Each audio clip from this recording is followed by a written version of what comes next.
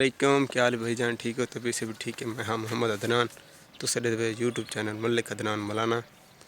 तो आज दी मज़ेदार वीडियो करने पे शुरू। तो वीडियो अच्छी लगी तो हमारे चैनल को सब्सक्राइब और लाइक शेयर ज़रूर करें। खेत देखने ओ लूसिया काला गुल्लो रे और आवे और ओए क्या करे ना खेड़ दे होते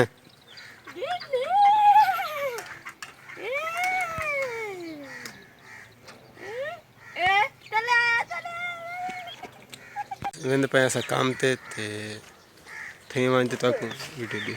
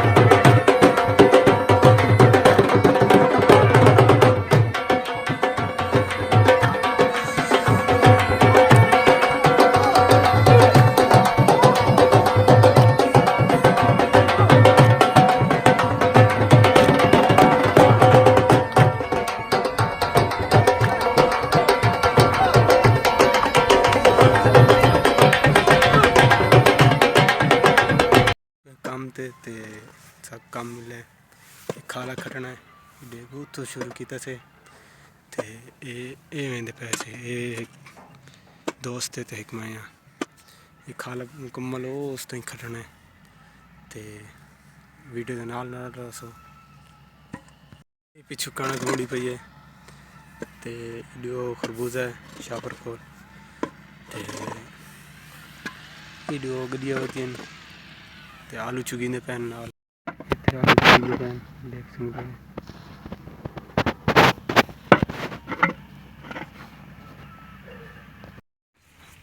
आधे नजूमिया ना डरावे दे असाको हत्थां दी लकीरां तो जदा हत्थां ते थे छाले लकीरां खुद बदल वैसे मैं को लोड़ नहीं चिल्लियां ते कपड़ियां दी तू आसें ता मैं मेरी ईद थी कुछ बाज दी रीत च नहीं मिलदा कुछ हार ते जीत च नहीं मिलदा मखलूक खुदा नाल प्यार ते कर रब सिर्फ मसीह च नहीं मिलदा तू शाकिर के जा यार बनाए चन्ने भरी दिल मंग पोवी तां लंघावे मेरे घर दा सौखा राह है चन मीर फराक दे मोजे ते एक हंझुआं दा दरिया है जदा शाकिर परली मंटप से अगू सामने मेड़ी जाए ब्रेक खुद रोल के आधे रोल गए हैं तू गोल दा सही में लपोसा नफे सोचने शाकिर संगतां विच साड़ी नस्ल दी यार अदा नहीं अरमान है शाकिर इन गल दा साडा यार निभेंदा असां क्यों रुलदे तेरे शहर दे विच जे कोई कत्ल थी वे बड़े लाह जसाई मत मैं होवां बेफैद संगत दे काफले तो असी कलिया ही मुर्शिद ठीक हैं मैं ये नहीं कहंदा हुण माड़ा मोड़ा पर यार दिहाड़े गिनता सही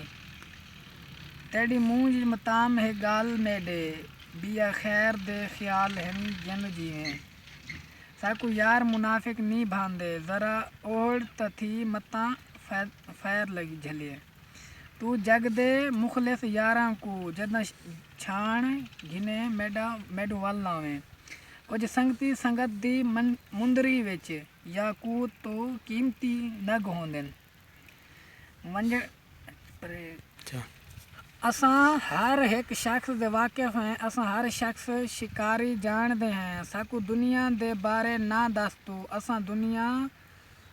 दुनिया सारी जानते हैं तेरे प्यार दा कैदी मर वैसी बेरुखिया नाल वलील ना कर कदी आ मिल सामल यार वे मेरे लोलो चीखे पुकार वे मेरी जिंदड़ी हुई उदास वे मेरे सामल ना आया पास वे जदन झड़ आसमान ते गुजदा है गुज पोवे वत यार मनावण दिल आद है नजूमिया ना डरावे दे असाको बद नसीबी दे जदा हत्थां ते तै छाले लकीरां खुद बदल वैसे हुणे तई बेजुर्म सजा कटी जिवें आख्या ही उंज कर सटे है तां भी काविश फड़के ना भावें मुंजियां तंग ता कर सटे है जे चीर के लोहे दे पिंजरे को तेरी कैद नू सुंझ कर सटे है अख फड़के पई फड़के हाँ फड़के ना हंज नहीं आंदी हंज शाकिर अर्क लहू दाए लहू बढ़ के ना हंज नहीं आंदी ओके कर कदर तू पाक महीने दी मत राजी रब रहमान थी दिल नाल कुरान तिलावत कर मत बख्शिश दा सामान थी रख रोजे दिल नू साफ चकर रख रोजे दिल नू साफ चकर मत वारिस आ रमजान थी हुण वक्त ही तोबा मिल पोवी मत बाद चन अरमान थी पीवन ते खिलदा क्यों है शायद खाला गया मुकम्मल थी ते हुण इस खाले ते एक खाला बनावना ते तल चावना अज इतनी धुप है इतनी गर्मी है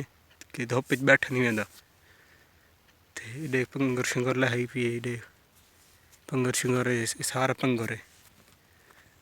इतनी गर्मी है ना इसका मतलब हुण गर्मियाँ आ गई ठंडा पानी का इंतजाम करो गर्मियाँ टैट आ गई हुण तां तुसां दे शायद तुहाडे कोल गर्मियाँ हैं या क्या नहीं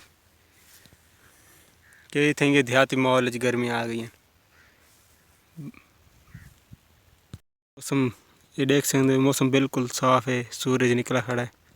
ये सूरज खड़ा है तो बिल्कुल मौसम साफ सुथरा है।